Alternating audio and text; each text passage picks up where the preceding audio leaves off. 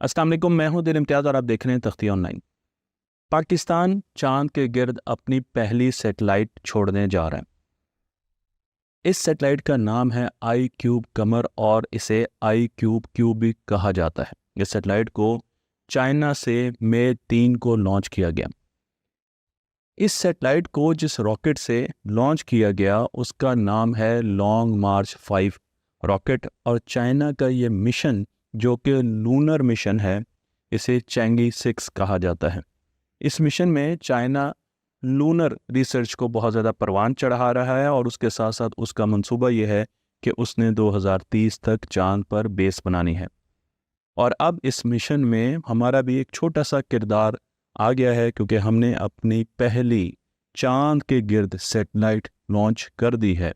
इस सैटेलाइट को जहां से लॉन्च किया गया वो जगह मैं आपको यहाँ पर दिखा रहा हूँ। वो space station space launch site में आपको यहाँ पर दिखा रहा हूँ, जो कि हाइनन में है और इसे वेंचिंग स्पेस लॉन्च साइट कहा जाता है।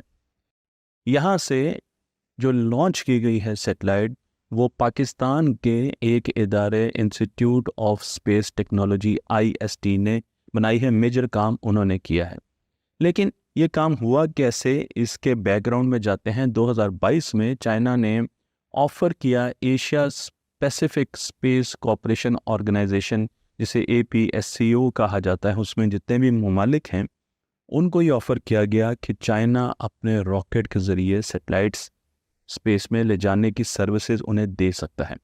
पाकिस्तान ने, क्योंकि पाकिस्तान भी इसका मेंबर है, पाकिस्तान ने इस पर लबैक कहा और चाइना से डेलिब्रेशन की, और आखिरकार मैंने आपको बताया कि IST और उसके साथ पाकिस्तान का दूसरा बड़ा इदारा स्पार्को और चाइना की एक यूनिवर्सिटी जिसे China Shanghai Xiao Tong university कहा जाता है, जिसकी मैं तस्वीर आपको यहाँ पर दिखा रहा हूँ, इन तीनों की कोलैबोरेशन हुई। इन तीनों की कोलैबोरेशन से हमने इस सैटेलाइट को स्पेस में लॉन्च किया। मैं आपको इस सैटेलाइट के बारे में बताता चलूँ कि ये सैटेलाइट बहुत छोटी सैटेलाइट है। इसे माइक्रो सैटेलाइट कहा जाता है और इस वीडियो में बहुत तफसील से हम माइक्रो सैटेलाइट्स को स्टडी करेंगे। इसका वज़न 7 kg है और इसके पास 2 ऑप्टिकल कैमराज हैं जो कि जाकर चांद की तस्वीरें लेंगे, उसकी सरफेस की तस्वीरें लेंगे। इसके पास एक एटीट्यूड कंट्रोल सिस्टम भी है, यानी हम इसकी ओरिएंटेशन को चेंज कर सकते हैं। एटीट्यूड कंट्रोल सिस्टम मोबाइल के पास भी होता है। थर्मल मैनेजमेंट सिस्टम भी है और उसके साथ साथ डीप स्पेस कम्युनिकेशन सिस्टम भी इस छोटी सी सैटेलाइट के पास मौजूद है। मैं आपको यहाँ पर इस सैटेलाइट की ओरिजिनल तस्वीरें दिखा रहा हूँ, तो आप देख सकते हैं कि ये एक छोटी सी सैटेलाइट है। जिस तरीके से आपको लगता है कि 4 बोर्ड्स हमने ऊपर नीचे रख दिए हैं, बिल्कुल ऐसे ही क्यूबसेट की जो सैटेलाइट्स होती हैं वो इसी तरीके से होती हैं, छोटी सैटेलाइट्स होती हैं, और मुस्तकबिल में ज़माना भी इन्हीं सैटेलाइट्स का आ रहा है। इस मिशन के माइलस्टोन्स क्या हैं? तो इस मिशन में हमने क्या अचीव करना है? सबसे पहली चीज़ ये है कि हमने ज़मीन की तस्वीरें लेनी है। जब ये सैटेलाइट ज़मीन से चांद की तरफ जाएगी तो ये ज़मीन की तस्वीरें हमें भेजेगी, जो कि हमें बहुत जल्द मिलने वाली है, उम्मीद है। इसने अपने ऑर्बिटर से जब अलग होना है तो उस पूरी चीज़ की तस्वीरें लेनी है और उसे रिकॉर्ड करके हमारे पास भेजना है। और उसके साथ साथ इसने चांद की भी तस्वीरें लेनी है, तो चांद की सरफेस की भी तस्वीरें हम तक आएंगी। साथ साथ एक माइलस्टोन ये भी है कि हमने चांद से ज़मीन तक, यानी हमारे कंट्रोल स्टेशन तक, डीप स्पेस जो कम्युनिकेशन है उसको भी ऑब्टेन करना है, उसको भी टेस्ट करना है। और साथ साथ हमने चांद के मैग्नेटिक फील्ड डेटा को भी स्टडी करना है। गोया कि चांद की मैग्नेटिक फील्ड बहुत बहुत ज़्यादा कमज़ोर है, लेकिन हमने उसे स्टडी करना है। मैं आपको क्यूबसेट के बारे में बताता चलूँ कि क्यूबसेट की जो फैमिली है सैटेलाइट्स की, ये मोबाइल फ़ोन से इंस्पायर होकर बनाई गई। अगर आप मोबाइल फ़ोन को देखें तो आपको मोबाइल फ़ोन में, आज के जदीद मोबाइल फ़ोन में, आपको तकरीबन हर वो चीज़ मिलेगी जो आपको सैटेलाइट में चाहिए। आपको कैमरा मिलेगा, आपके पास पेलोड है, आपके पास पावर स्टोरेज है, आपके पास कम्युनिकेशन है, आपके पास कंप्यूटिंग पावर है, आपके पास एटीट्यूड है, वो अपनी ओरिएंटेशन देख सकता है, पोजीशन मेजर कर सकता है, GPS, सारी वो चीज़ें हैं जो कि सैटेलाइट में हमें चाहिए। तो इसलिए 2 साइंसदान सबसे पहले जब मोबाइल्स बनना शुरू हुए, इंस्पायर हुए और उन्होंने सोचा कि हम यही टेक्नोलॉजी का इस्तेमाल करके हम छोटी सैटेलाइट्स बनाएं। हम क्यों इतनी बड़ी बड़ी सैटेलाइट स्पेस पर भेज रहे हैं जिसकी बहुत ज़्यादा कॉस्ट आती है, और फिर जब वो सैटेलाइट अपनी उम्र गुजार देती हैं तो वो स्पेस जंक में कन्वर्ट हो जाती हैं, वो स्पेस के गिर्द ही घूमती रहती हैं और हमारी ज़मीन की बाहर की स्पेस को गंदा कर रही हैं। इसलिए हमने कोशिश की कि हम छोटी सैटेलाइट्स बनाएं। तो दो साइंटिस्ट बहुत ज़्यादा अहमियत के हामिल हैं। इनमें एक साइंटिस्ट हैं जिनका नाम है बॉब ट्विग, जो कि स्टैनफोर्ड यूनिवर्सिटी से हैं, मैंने आपको यहाँ पर उनकी तस्वीर भी दिखाई। और दूसरे साइंटिस्ट कैल पॉली है, जो कैलिफोर्निया पॉलिटेक स्टेट यूनिवर्सिटी से ताल्लुक़ रखते हैं। इन्होंने लो बजट सैटेलाइट्स की तरफ लेकर गए और इन्होंने ये सोचा कि स्कूल के बच्चे भी सैटेलाइट्स बनाएंगे फ्यूचर में, और आज स्कूल के बच्चे बना रहे हैं। मैं आपको अभी बताऊंगा इस सैटेलाइट के बारे में, तो आपको अंदाज़ा होगा कि बाहर के मुल्कों में तो ये सैटेलाइट स्कूल के बच्चे, कॉलेज के बच्चे बना रहे हैं। 2019 में 431 क्यूबसैट स्पेस में लॉन्च किए गए। यही सैटेलाइट्स, इसी किस्म की फैमिली की सैटेलाइट 431। और अगर हम 2023 की बात करें तो तकरीबन 703 क्यूबसैट्स सैटेलाइट स्पेस में लॉन्च किए गए। हम जब एक नॉर्मल सैटेलाइट की बात करते हैं तो नॉर्मल सैटेलाइट का वज़न तकरीबन 1000 केजी से ज़्यादा होता है, और ये एक गैंडे के बराबर उसका, इसकी माहियत जो इसकी जो साइज़ होता है वो एक गैंडे के करीब करीब होता है। लेकिन जब हम मीडियम सैटेलाइट लॉन्च करते हैं जो छोटे साइज़ की है, तो ये भैंस के बराबर होती है और 500 से 1000 केजी इसका वज़न होता है। अगर हम इससे भी नीचे साइज़ में चले जाएं और मिनी सैटेलाइट की तरफ देखें तो ये एक शेर के बराबर इस सैटेलाइट का साइज़ होता है, 100 से 350 केजी। माइक्रो सैटेलाइट वुल्फ के बराबर होती है और 100 से 10 केजी, 100 से 10 केजी इसका वज़न होता है। जो नैनो सैटेलाइट्स होती हैं उसमें काफ़ी फैमिली में फ़र्क आ जाता है। आपको यहाँ पे रैकून भी नज़र आ रहा है, यानी खरगोश के बराबर भी हो सकती हैं और बतख के बराबर साइज़ भी हो सकती है।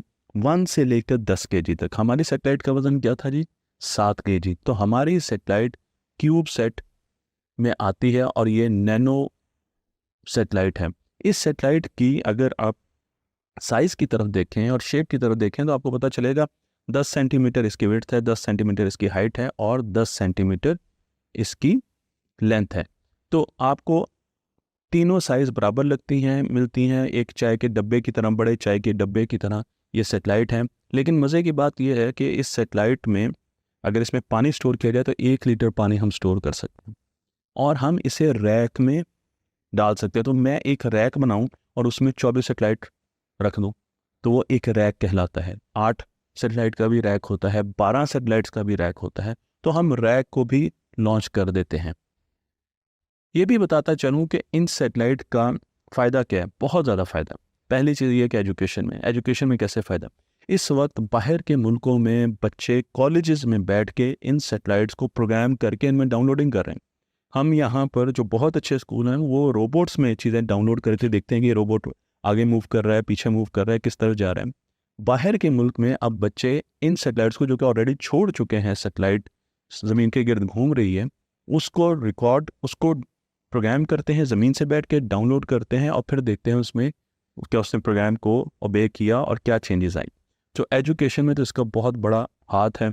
साइंटिफिक रिसर्च से आगे बढ़ रही है। मैं आपको ये बता दूं कि अगर आप सिर्फ यूरोपियन स्पेस जो एजेंसी है उसकी क्यूबसैट सैटेलाइट देखें तो आपको अंदाज़ा होगा कि वो हर जगह पर जा रही है। वो चांद पर भी जा रही हैं और इवन मार्स की तरफ भी जा रही हैं।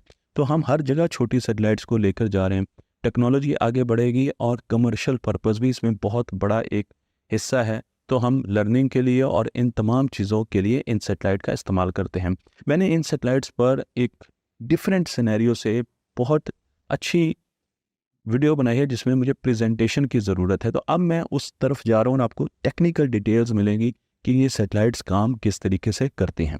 मैं आपको एक सैटेलाइट को लॉन्च करने के लिए जो लॉन्च पैड इस्तेमाल होता है वो दिखा रहा हूँ। तो आप देख सकते हैं ये डब्बा से और इसके अंदर एक स्प्रिंग लगा होता है और जैसे इस डब्बे को आगे से खोला जाता है तो वो स्प्रिंग एक तेजी के साथ फोर्स एक्सर्ट करता है इस सैटेलाइट पर, जो कि स्पेस में लॉन्च हो जाती है। और इस तरीके से आगे वीडियो भी देखेंगे तो आपको नजर आएगा कि किस तरीके से इसे लॉन्च किया जा सकता है। इस सैटेलाइट को हम सबसे करीबी मदार में जमीन के लॉन्च करते हैं जिसे लो अर्थ ऑर्बिट लियो कहा जाता है।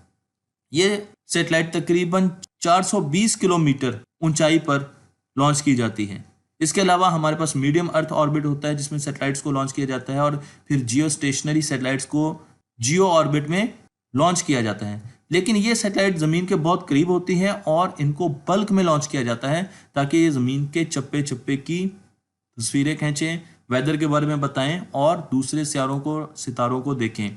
मैं आपको यहाँ पर इनके यूनिट्स बता रहा हूँ। तो एक सैटेलाइट 1 यूनिट के बराबर है, उसको इकट्ठा कर लें 2 यूनिट बन जाएंगे 2 सैटेलाइट्स के, 3 के 3U बन जाएंगे, 6U बन जाएंगे, 12U बन जाएंगे। तो इस तरीके से एक छोटे यूनिट से आप बहुत बड़ी सैटेलाइट भी बना सकते हैं और आप छोटी सैटेलाइट्स को भी लॉन्च कर सकते हैं। और इनको लॉन्च किया जाता है रॉकेट्स के जरिए, रॉकेट स्पेस में जाते हैं और वहां पर आपको एक स्पेस क्राफ्ट सेपरेशन नजर आ रही है, तो इसको हम लॉन्च करते हैं। और इसके लॉन्च करने के 3 तरीके हैं जो कि हम अभी डिस्कस करने जा रहे हैं। तो मैं आपको यहाँ पर इसके स्ट्रक्चर के बारे में बता दूं। इसकी मुख्तलिफ वेरिएंट्स हैं, आपको थोड़ा थोड़ा स्ट्रक्चर हर वेरिएंट में डिफरेंट नजर आएगा, लेकिन मोर और लेस ज़्यादा चीज़ें सेम हैं। हमारे पास सबसे ऊपर पेलोड होता है, मुख्तलिफ कैमरे लगे होते हैं। पेलोड में आपके पास आर्डिनो कार्ड भी हो सकता है, सेंसर्स भी हो सकते हैं। फिर हमारे पास नीचे एटीट्यूड कंट्रोल सिस्टम होता है जो कि इसकी ओरिएंटेशन को, इसकी मूवमेंट को, स्पिन को, रोटेशन को कंट्रोल कर रहा होता है। फिर हमारे पास ऑन बोर्ड कंप्यूटर होता है, ओबीसी कहा जाता है, जो कि बाकी चीज़ों को देख रहा होता है। कम्युनिकेशन का एक कार्ड होता है, पावर सप्लाई का कार्ड होता है, इलेक्ट्रॉनिक पावर सप्लाई का, सोलर पैनल्स होते हैं और एंटीना होता है। इस तरफ देखें तो आपको यहाँ पे थ्रस्टर भी नजर आएगा, इसमें थ्रस्टर्स भी होते हैं, जीपीएस मॉड्यूल्स भी लगे होते हैं और फिर आपके पास बाकी चीज़ें, बैटरीज और एटीट्यूड कंट्रोल सिस्टम तो मैं आपको पहले बता चुका हूँ। आप इसका एक इंटरनल व्यू भी देख सकते हैं। और फिर हम दोबारा उसी तरफ आते हैं तो एक और वेरिएंट देख लेते हैं। इसमें हमारे पास एंटीनास हैं, एंटीनास के साथ हमारे पास स्ट्रक्चर बना हुआ है जो कि हम डिस्कस करेंगे। सोलर पैनल्स हैं, इलेक्ट्रिक पावर सप्लाई है, उसके कार्ड्स की डिटेल्स भी यहाँ पे दी गई है। फ्लाइट कंट्रोल कंप्यूटर है जो कि फ्लाइट को मॉनिटर कर रहा है, एटीट्यूड को कंट्रोल कर रहा है। यूएचएफ ट्रांसीवर कम्युनिकेशन कर रहे हैं। स्पेक्ट्रोमीटर्स लगे होते हैं जो कि एनालाइजर्स हैं और लाइट के जरिए मुख्तलिफ किस्म का डेटा हमें भेज रहे होते हैं। और फिर पेलोड है जिसमें कैमरा भी हो सकता है, आर्डिनो बेस्ड कंप्यूटर्स भी हो सकते हैं, सेंसर्स भी हो सकते हैं, मुख्तलिफ किस्म के माइक्रो कंट्रोलर्स भी हो सकते हैं। तो ये सारी की सारी ओरिएंटेशन है एक क्यूब सेट की। तो मुझे उम्मीद है कि अब आपको बेसिक आर्किटेक्चर समझ आ चुका होगा। इसका फ्रेम एल्यूमिनियम के अलॉयज का होता है। 4 से 5 किस्म के अलॉयज होते हैं जिनसे इनका फ्रेम बनाया जाता है। और पावर सप्लाई हम यूज़ करते हैं सोलर पैनल की, और जब हमारे पास धूप ना हो तो फिर हम बैटरीज पर आ जाते हैं।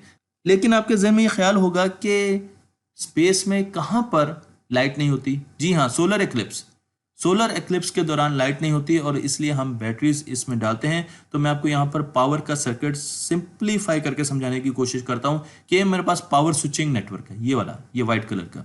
इसने पावर को स्विच करना है तो मेन पावर आ रही है सोलर पैनल से ही, ये सोलर अरे है, इससे पावर आ रही है। और अगर यहां से किसी वजह से पावर कम हो तो इसने फौरन स्विच करना है बैटरी से, ये मेरे पास बैटरी से। और उसके बाद आगे जो आउटपुट है इसकी रेगुलेटेड पावर सप्लाई है, उसमें मुख्तलिफ किस्म की प्रोटेक्शन तो लगी हुई है, ओवर करंट प्रोटेक्शन है, मुख्तलिफ किस्म की प्रोटेक्शन लगी है, लेकिन आपको मेन पावर यहाँ से मिल रही है। तो मेन पावर पर जितने भी नोड्स लगे हैं उनको पता भी नहीं चलेगा जब ये स्विच करेगा कि उनको सोर्स उनका स्विच कर दिया गया है। तो इस तरीके से काम करते हैं। एक और सिंप्लीफाइड फॉर्म देख सकते हैं आप यहाँ पे, रेड कलर की जो लाइंस हैं ये पावर लेके जा रही हैं और जो ब्लू कलर की लाइंस हैं वो पावर को कंट्रोल करने के लिए सिग्नलिंग है। तो सोलर पैनल हमारे पास वो चार्जर के जरिए, ये चार्जर है, इसके जरिए स्टोरेज जो बैटरीज हैं, लिथियम की जो बैटरीज हैं उनको चार्ज करता है।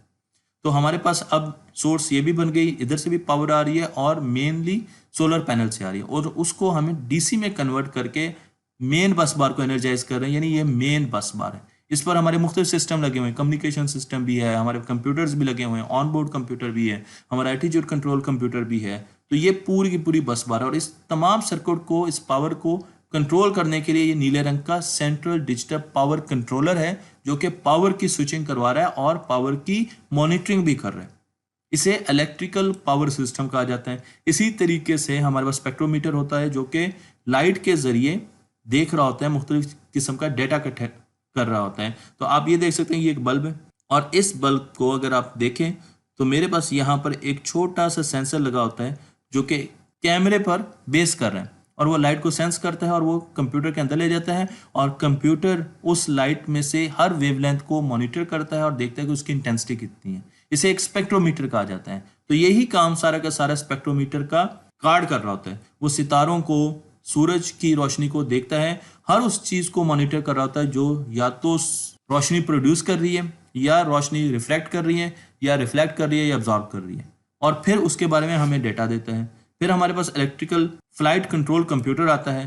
तो मैं आपको यहाँ पर एटीट्यूड कंट्रोल सिस्टम या फ्लाइट कंट्रोल कंप्यूटर दिखा रहा हूँ, जो कि हमारी सैटेलाइट की position and rotation with respect to inertial frame of reference या कोई सेलेस्टियल स्फीयर मॉनिटर कर रहा होता है। तो अगर आपने जमीन से रेफरेंस लिया हुआ है तो वो उस पॉइंट से सैटेलाइट को हमेशा मॉनिटर करेगा और उसको रोटेट करेगा अगर आपने उसको रोटेशन देनी है, और अगर आपने उसको रोटेशन नहीं देनी, एक ही ओरिएंटेशन पर रखना है, तो वो इस चीज को मॉनिटर कर रहा होता है। और उसमें दो किस्म के सिस्टम्स हमारे पास लगे होते हैं।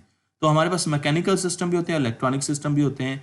इस रोटेशन को मनूवर कर रहे होते हैं रिएक्शन व्हील्स। रिएक्शन व्हील्स हमारे पास लगे होते हैं, जो कि जब भी हम स्पेसक्राफ्ट को रोटेट करते हैं तो वो टेलीस्कोप जो कि एक स्टार की तरफ पॉइंटेड है उससे अपने इनपुट लेते हैं और उस तरीके से स्पेस में इस सैटेलाइट को मूव कराते हैं। फिर हमारे पास मैग्नेटॉर्गर भी है जो कि रोटेशन को काम दे रहे होते हैं। इसी तरीके से एंगल और रोटेशन को कंट्रोल करने के लिए थ्रस्टर्स का भी इस्तेमाल किया जाता है। थ्रस्टर के लिए क्योंकि फ्यूल चाहिए होता है, इसलिए इस पूरी सैटेलाइट के पास बहुत कम फ्यूल होता है। थ्रस्टर्स का इस्तेमाल बहुत कम किया जाता है, बहुत रेयर केसेस में किया जाता है। तो हमारे पास एटीट्यूड कंट्रोल सिस्टम जो कि राइट साइड पे है, दो किस्म के होते हैं। एक होता है इलेक्ट्रॉनिक्स पर बेस करता हुआ और दूसरा मैकेनिक्स पर बेस कर रहा है। तो इलेक्ट्रॉनिक्स में आप देख सकते हैं हमारे पास गायरोस्कोप होती है, मैग्नोमीटर होते हैं, और उसका कनेक्शन होता है इन सेंसर्स का माइक्रो कंट्रोलर के साथ, जो कि ओरिएंटेशन को कंट्रोल कर रहा होता है। फिर हमारे पास सन सेंसर्स भी होते हैं। जबकि हम मैकेनिकल साइड पे जाएं तो हमारे पास मोमेंटम व्हील होते हैं जो हम देख चुके हैं, और मैग्नेटॉर्कर होते हैं। तो ये मैकेनिकली ओरिएंटेशन को कंट्रोल कर रहा है। दोनों सिस्टम पैरेलल में काम कर रहे होते हैं और सैटेलाइट की ओरिएंटेशन को कंट्रोल कर रहे होते हैं। कम्युनिकेशन सिस्टम की तरफ आए हम तो हमारे पास मुख्तलिफ किस्म के एंटीनास लगे होते हैं जो कि मुख्तलिफ फ्रीक्वेंसी पर ट्रांसमिशन कर रहे होते हैं। एस बैंड में ट्रांसमिशन कर रहे हैं, अल्ट्रा हाई फ्रीक्वेंसी पर ट्रांसमिशन कर रहे हैं, और रिसीवर भी लगा होता है जो कि रिसेप्शन भी कर रहे हैं। इसी तरीके से हमारे पास जीपीएस मॉड्यूल भी लगे होते हैं और टेलीस्कोप भी लगी होती है। मूवमेंट के लिए हम सोलर सेल्स का भी इंतखाब करते हैं। सोलर सेल्स पर मैं पूरी वीडियो बना चुका हूं, लेकिन इन शॉर्ट धूप की रोशनी की एनर्जी को ये बादबान मूवमेंट में चेंज करते हैं। तो जब इन पर धूप पड़ती है तो ये आगे की तरफ चलना शुरू हो जाते हैं, और इस तरीके से हम अपनी सैटेलाइट को आगे लेके जा सकते हैं क्योंकि उसका वजन बहुत कम है। और अब बात आती है पेलोड की। तो पेलोड में हमारे पास आर्डिनो कार्ड्स लगे होते हैं, मुख्तलिफ किस्म के सेंसर्स लगे होते हैं जो कि मुख्तलिफ किस्म के डेटा को कलेक्ट कर रहे होते हैं, भेज रहे होते हैं, और एक्चुएटर्स भी आ सकते हैं। तो आपको मैं यहाँ पर मुख्तलिफ किस्म के सेंसर बताता हूँ जो इस सैटेलाइट पे लगे होते हैं। इसमें vibration sensor, temperature, shock sensor, gyroscope, इन पर मैं वीडियोस बना चुका हूँ, accelerometer, GPS, pressure sensor, magnometer और CO2 एनालाइजर्स वगैरह विजिबल लाइट के सेंसर्स लगे होते हैं जो कि अपना डेटा कलेक्ट कर रहे होते हैं, और कंट्रोलर जो कि आर्डिनो बेस्ड कंट्रोलर है इसमें उसको अपना डेटा दे रहे होते हैं। इसके साथ साथ एक अहम सेंसर जो कि रेडियो एक्टिविटी मेजर करता है, उसे गीगर-मूलर सेंसर कहा जाता है, काउंटर कहा जाता है, वो भी इसमें माउंट किया जा सकता है अगर आप उसे करना चाहें। तो इंडिया की स्पेस एजेंसी ने 2017 में 104 क्यूबसैट्स को लॉन्च किया। इससे आपको अंदाजा होना चाहिए कि हम अभी कितना पीछे हैं। उन्होंने एक रॉकेट में 104 सैटेलाइट्स को लॉन्च किया, और नासा ने हमें यह कहा है कि अगर आप एक क्यूबसैट को डिजाइन करते हैं तो उसकी डिलीवरी नासा के जिम्मे होगी। वो उस क्यूबसैट को स्पेस में लॉन्च करेगी अपने रॉकेट्स के जरिए। तो अगर आपका स्कूल या कॉलेज इनिशिएटिव लेता है अगले साल ये सैटेलाइट बनाने में, तो नासा को जरूर मुतला कीजिए। उन्होंने एक स्टैंडर्ड गाइड दी हुई है, स्टैंडर्ड्स दिए हुए हैं, आपने उन स्टैंडर्ड्स को मीट करना है जो कि इंटरनेट पर बहुत इजीली अवेलेबल हैं। और अगर आपने उन स्टैंडर्ड्स को फॉलो किया तो आपकी सैटेलाइट को नासा स्पेस में खुद छोड़कर आएगी। और स्पेस में इस सैटेलाइट को लॉन्च करने के 3 तरीके हैं। एक तरीका यह कि आप किसी भी सैटेलाइट के रॉकेट में इसको रख दें। ये एक सैटेलाइट है पूरी लेफ्ट साइड पर, और इसमें आपको क्यूबसैट देखें कितनी छोटी नजर आ रही है, बहुत ही छोटी है। तो जगह तो बहुत होती है, इतनी छोटी जगह तो अवेलेबल होती है। तो हम बड़ी सैटेलाइट्स को जब लॉन्च करते हैं तो छोटी छोटी क्यूबसैट्स को तो वैसे लॉन्च कर देते हैं। दूसरा तरीका यह है कि स्पेस स्टेशन पर, इंटरनेशनल स्पेस स्टेशन में जब कार्गो जाता है तो उसमें इसको लॉन्च किया जा सकता है। मैं आपको वीडियो भी दिखाता हूँ। ये देखें, ये स्पेस स्टेशन से लॉन्च की गई है। आप देखें क्यूबसैट स्पेस स्टेशन से लॉन्च की गई है। और तीसरा तरीका स्पेस स्टेशन से लॉन्च करने के अलावा रॉकेट के जरिए भी लॉन्च कर सकते हैं। तो ये रॉकेट है, उसका पेलोड मैं आपको यहाँ पे दिखा रहा हूँ। इसमें देखिए आप 24 से ज़्यादा क्यूबसेट्स हैं जो कि यहाँ पर इंतजार कर रही हैं और इसके पेलोड में जाएंगी और स्पेस में हम इसे लॉन्च कर देंगे। इसके अलावा हम कायनात में जितनी भी एक्सप्लोरेशन कर रहे हैं, हम अपने सोलर सिस्टम में जितनी एक्सप्लोरेशन कर रहे हैं, उसमें भी क्यूबसेट्स बहुत बड़ा हिस्सा ले रही हैं। आपको क्यूबसेट जो कि मार्स पर भेजी जाएगी, उसका नाम बताता हूँ, उसका नाम है मार्को। मार्को वो क्यूबसेट है जिसे क्यूब 1 भी कहा जाता है, जो कि मार्स पर जाएगी। इसी तरीके से सोलर सिस्टम को डिस्कवर करने के लिए और एक्सप्लोर करने के लिए क्यूबसेट्स का इस्तेमाल किया जा रहा है। ज़मीन के गिर्द क्यूबसेट्स का एक जाल बिछाया जा रहा है। आपको यहाँ पर आखिर में मैं मार्को 1 की तस्वीरें दिखाऊंगा। मार्स पर ये क्यूबसेट्स जा रही है और इससे आपको अंदाजा होगा कि अब बड़ी सैटेलाइट्स का वक्त पुराना होता जा रहा है और छोटी जल्द डिज़ाइन की जाने वाली बहुत ज़्यादा लो कॉस्ट सैटेलाइट्स इस वक्त स्पेस में लॉन्च की जा रही हैं। अगर हम IQ-Q की बात करें, जो हमारी अपनी सैटेलाइट है, तो उसमें इसका जो मिशन है वो 3 महीने का। तो 3 से 4 महीने इसने चांद की सर्वेलेंस करनी है और हमें तस्वीरें भेजनी है। जो कम्युनिकेशन इसने हमसे करनी है वो एक्स बैंड में करनी है। इसका जो डेटा रेट होगा वो 1 किलोबिट पर सेकंड होगा। तो बहुत ही कम है, लेकिन स्पेस टेक्नोलॉजी में इसे बहुत अच्छा डेटा रेट माना जाता है। 12 वोल्ट की इसमें बैटरी है, सोलर पैनल्स हैं और 11.6 एम्पियर आवर उसकी कैपेसिटी है, उसकी पावर है इस बैटरी की। बैटरी का साइज़ मैं आपको यहाँ पर दिखा रहा हूँ। ये वो बैटरी नहीं है जो कि क्यूब सेट में लगी हुई है, लेकिन मैं जस्ट आपको एक 12 वोल्ट की बैटरी दिखा रहा हूँ। जो कैमरे लगे हुए हैं इस पर वो 1 मेगापिक्सल के 1280x720 उनकी रेजोल्यूशन है। 2 कैमरे लगे हुए हैं, ऑप्टिकल कैमरे हैं और वो हमें चांद की तस्वीरें भेजते रहेंगे। लेकिन साथ साथ जिस रॉकेट पर ये गई, ये चाइना का बहुत ही ज़्यादा ताकतवर रॉकेट है और बहुत रिलायबल रॉकेट है। लॉन्ग मार्च रॉकेट पर बहुत से मिशन अब स्पेस में जा चुके हैं, चांद पर जा चुके हैं। ये रॉकेट काफ़ी बड़ा रॉकेट है। इसका जो हाइट है इसकी वो 114 मीटर है। इसकी जो डायमीटर है वो 10 मीटर है। तो ये काफ़ी बड़ा रॉकेट है और चाइना इसी रॉकेट के ज़रिए ज़्यादातर अपने मिशन स्पेस में भेजते हैं। मैं पाकिस्तान की एक वीडियो देख रहा था साइंसदान की, और वो ये बता रहे थे कि हमने इस प्रोटोटाइप को टेस्ट किया। तो सबसे पहले हमने ये जो प्रोटोटाइप मॉडल बनाया ये पाकिस्तान में बनाया गया, तो ये एक अच्छी खबर है। और फिर इसकी टेस्टिंग हुई इस प्रोटोटाइप मॉडल की। इसे वाइब्रेशन के अगेंस्ट, क्योंकि जब रॉकेट ऊपर जाता है तो बहुत ज़्यादा झटके लगते हैं, वाइब्रेशन के अगेंस्ट टेस्ट किया गया। इसे थर्मल टेस्ट दिया गया क्योंकि स्पेस पर टेम्परेचर बहुत ज़्यादा एक्सट्रीम होते हैं, बहुत ज़्यादा भी होते हैं और बहुत कम भी होते हैं। तो वहाँ पर ये किस तरीके से काम करेगी, इसकी इक्विपमेंट, इसका इंस्ट्रूमेंट, इसकी इलेक्ट्रॉनिक्स कैसे काम करेगी, तो उसको टेस्ट किया जाता है ज़मीन पर।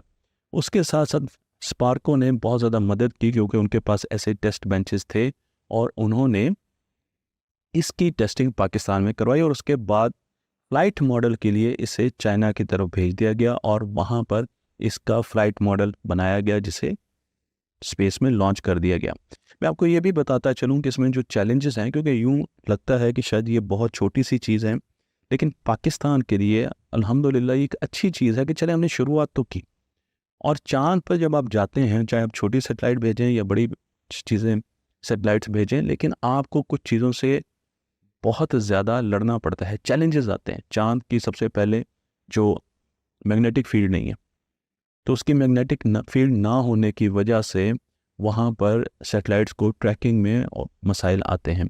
इसी तरीके से चाँद की आबोहवा नहीं है और साथ साथ फिर वहाँ पर रेडिएशंस बहुत हैं। तो जब रेडिएशंस आती हैं तो वो आपकी इलेक्ट्रॉनिक्स को मुतासिर कर सकती हैं।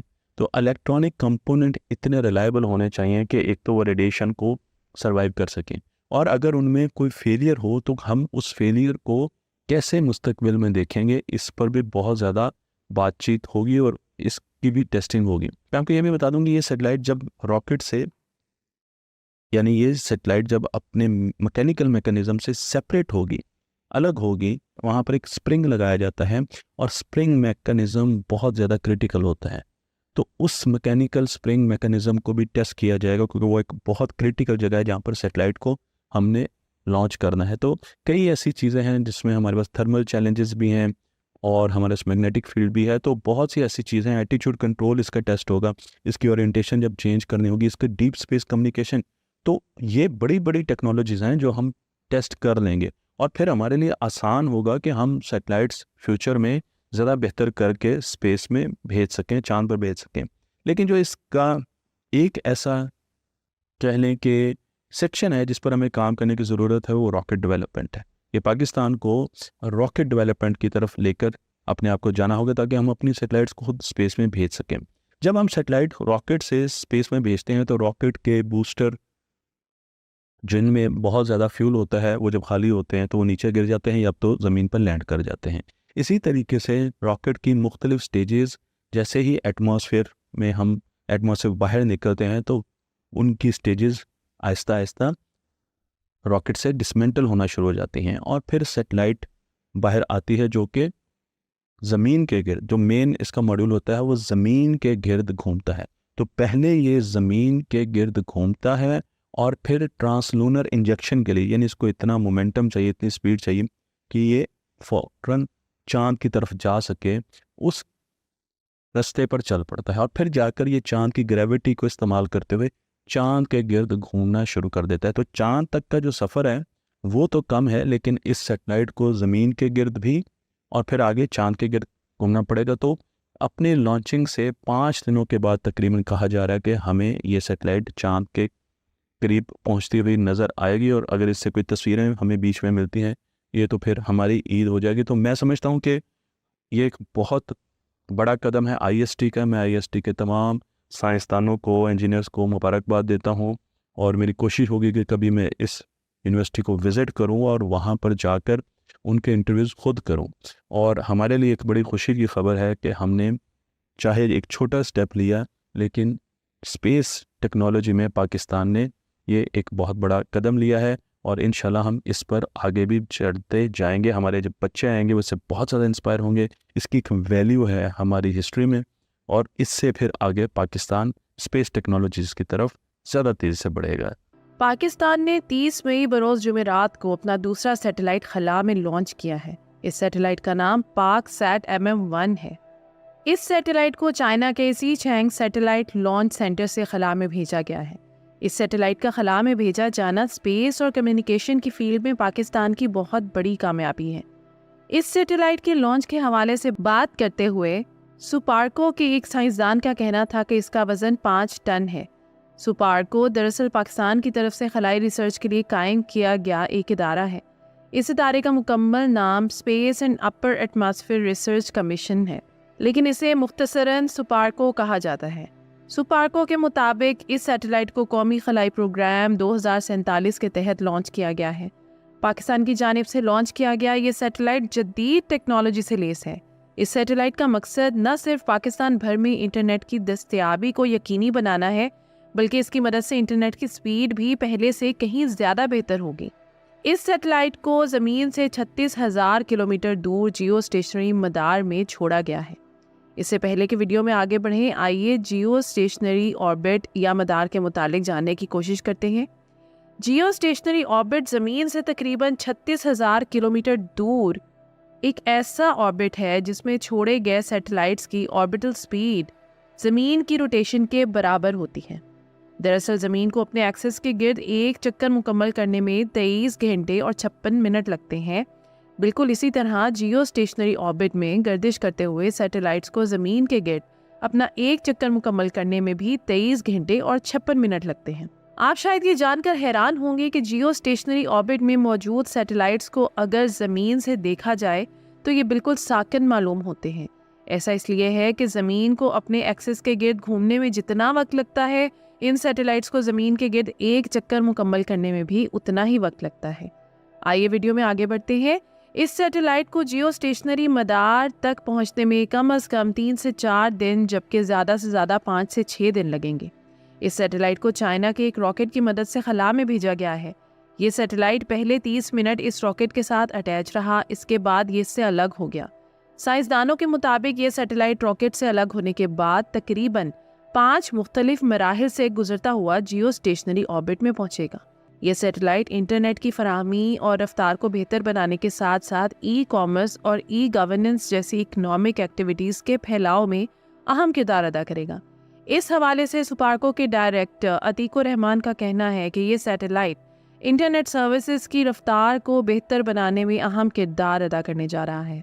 मज़ीद ये कि इस सैटेलाइट की मदद से पाकिस्तान के दूर दराज के इलाकों में भी इंटरनेट की फराहमी को यकीनी बनाया जाएगा। इन इलाकों में बलूचिस्तान और गिलगित बिल्तिस्तान के कुछ गांव काबिल ज़िक्र हैं, जहां इस वक्त भी इंटरनेट की सहूलत मौजूद नहीं। इस हवाले से सुपार्को के डायरेक्टर अतीकुर रहमान का मजीद कहना था कि पाक सैट MM1 का लॉन्च मवासलात के शोबे को बेहतर बनाने के साथ साथ ई कॉमर्स और ई गवर्नेंस जैसे इकनॉमिक शोबों की बेहतरी में भी अहम किरदार अदा करेगा। इस सैटेलाइट के लॉन्च के बाद सुपार्को की जानिब से एक स्टेटमेंट जारी की गई जिसमें कहा गया कि ये सैटेलाइट पाकिस्तान को डिजिटल पाकिस्तान में तब्दील करने की तरफ पहली सीढ़ी का किरदार अदा करेगा। इससे कबल हाल ही में पाकिस्तान ने चांद पर एक सैटेलाइट भेजा है। इसे 3 मई को लॉन्च किया गया। पाक सैट MM1 की तरह इस सैटेलाइट को भी चाइना से लॉन्च किया गया। इसे लॉन्ग मार्च 5 रॉकेट की मदद से खला में भेजा गया। ये सैटेलाइट चाइना की तरफ से मुस्तकबिल में चांद पर भेजे जाने वाले शैंगे 6 मिशन की एक कड़ी है। ये सैटेलाइट कामयाबी से अपने तयशुदा मुकाम पर पहुंच चुका है। इस सैटेलाइट का नाम iCube कमर सैटेलाइट है। iCube कमर सैटेलाइट चांद की तारीख सतह का मुतालिया कर रहा है। इस सैटेलाइट ने चांद की कुछ तस्वीर भी भेजी हैं। इस सैटेलाइट के कामयाब लॉन्च के बाद पाकिस्तान की तरफ से ये नया सैटेलाइट लॉन्च किया गया है। ये सैटेलाइट पहले की निस्बत कहीं ज़्यादा एडवांस है। जो सैटेलाइट इससे पहले चाइना से लॉन्च किया गया, इसका वजन चंद किलोग्राम था, जबकि ये सैटेलाइट 9 टन वजनी है। ये सैटेलाइट पाकिस्तानी साइंसदानों और इंजीनियर्स की कड़ी मेहनत का नतीजा है। पाकिस्तानी साइंसदानों और इंजीनियरों के साथ साथ चाइना के बहुत से साइंसदानों और इंजीनियर्स ने भी इस मंसूबे को अमली जामा पहनाने में अहम किरदार अदा किया है। इस सैटेलाइट का मुश्तरका तौर पर लॉन्च किया जाना पाकिस्तान और चाइना की दोस्ती का मुंह बोलता सबूत है। ये सैटेलाइट टीवी की नशरियात, मोबाइल फ़ोन सर्विसेज और ब्रॉडबैंड सर्विसेज को बेहतर बनाने में अहम किरदार अदा करेगा। पाक सैट MM1 आज से 2 माह बाद अगस्त के महीने में एक्टिव होगा। एक्टिव होते ही ये सैटेलाइट वो सभी सर्विसेज फराहम करना शुरू कर देगा जिनका जिक्र वीडियो में इससे कबल किया जा चुका है।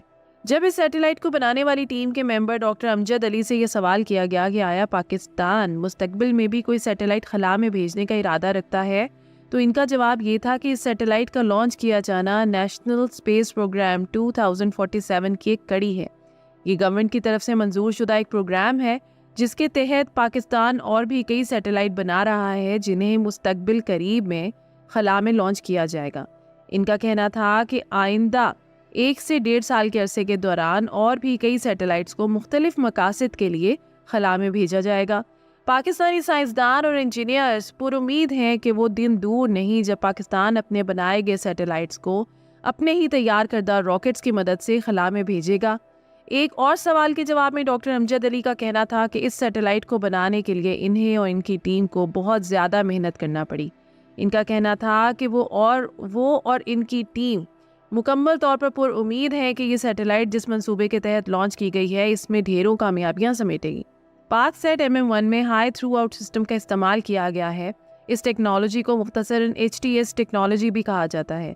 ये एक ऐसी टेक्नोलॉजी है जो किसी भी सैटेलाइट में बहुत ज़्यादा डाटा को हैंडल करने के लिए इस्तेमाल की जाती है।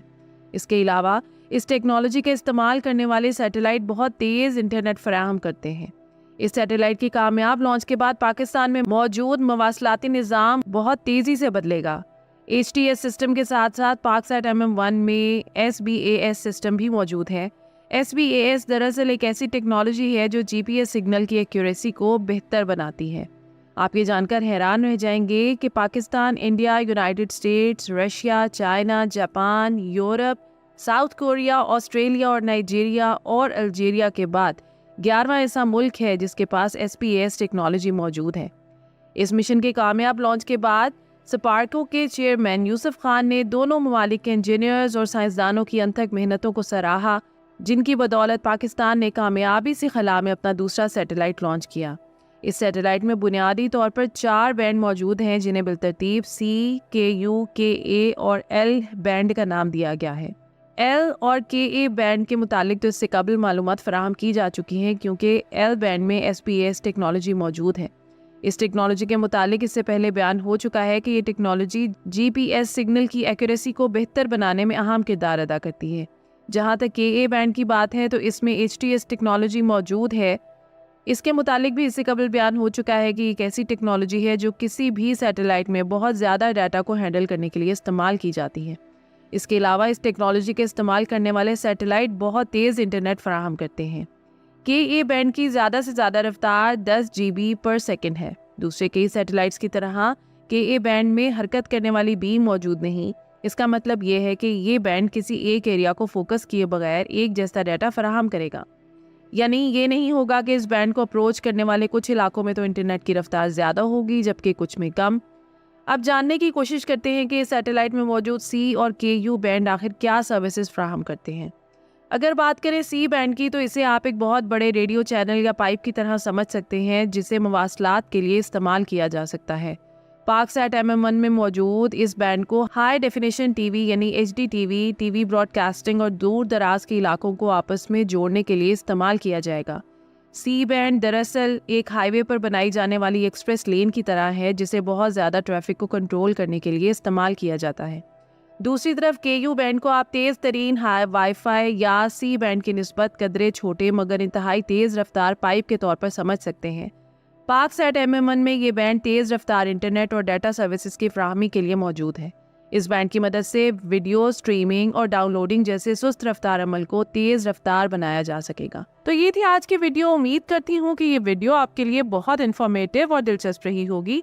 आपसे गुजारिश है कि वीडियो को लाइक करें और ऐसी ही मज़ीद दिलचस्प, इन्फॉर्मेटिव और एजुकेशनल वीडियोज़ के लिए हमारे चैनल तख्ती ऑनलाइन को सब्सक्राइब करके बेल आइकॉन को भी लाजमी प्रेस कर लें। शुक्रिया। मिलते हैं ऐसे ही किसी नई वीडियो में। मुझे दीजिए इजाज़त। अल्लाह हाफिज़।